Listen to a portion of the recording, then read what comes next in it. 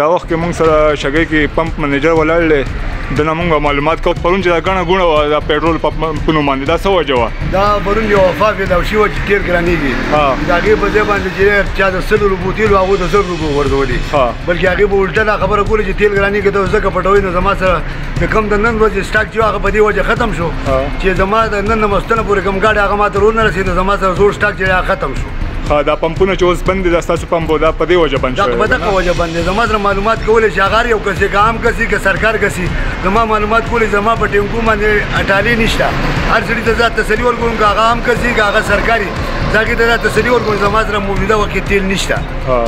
او انشاءالله چې دا اوس ماسپښین مازدیګر ته ورسېږي دغه 3 بجو ته چې زما آرډر دی چې ما ته به تیل میلاو شي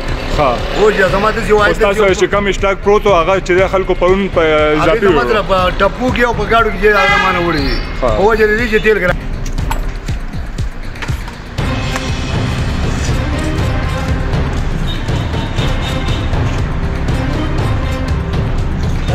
زما سره 25,000 ټینک دی تاسو د دې په خپله معلومات کولی شئ صحیح دا واحد په سوات کې داسې یو پمپ دی چې په دې کې اغلاق ورکي نشته دا ګیج دی دا ګیج دی صاحبه زما سره دا پاتې دا ګوره دا والا صحیح ده دا د چکوال د لاندې دا نه راخېږي د لاندې نه